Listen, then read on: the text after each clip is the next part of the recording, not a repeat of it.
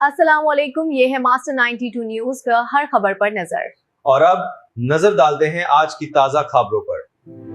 محمد شاہ قبرستان نارتھ کراچی میں گورکن مافیا کی من مانیاں۔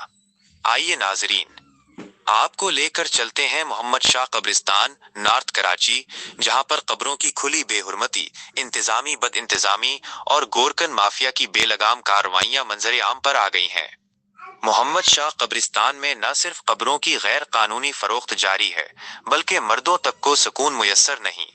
اطلاعات کے مطابق قبرستان میں ایک منظم نیٹ ورک کے تحت قبروں پر غیر قانونی ڈبلنگ کی جا رہی ہے، جس میں گورکنوں کے ساتھ ساتھ قبرستان انتظامیہ کی مبینہ لاپرواہی اور خاموش سرپرستی بھی شامل ہے۔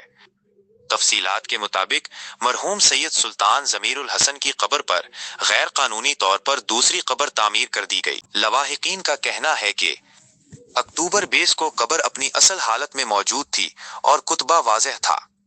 لواحقین کے پاس سرکاری پرچی اور تصویری شواہد بھی موجود ہیں، تاہم جب شب برات پر حاضری دی گئی تو معلوم ہوا کہ پرانی قبر مٹا کر اس پر مکمل طور پر نئی قبر بنا دی گئی ہے۔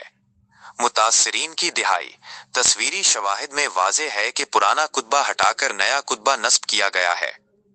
متاثرہ خاندان کا کہنا ہے کہ ان کی سگی خالہ سیدہ عابدہ پروین انتقال 2009 کی قبر بھی 2 سال پہلے مسمار کر دی گئی تھی۔ یہی نہیں بلکہ ان کے ماموں سید کوثر علی بخاری کی قبر کے حوالے سے بھی دھمکی دی گئی کہ اگر پانی کے پیسے نہیں دیں گے تو قبر کو نقصان پہنچا دیا جائے گا۔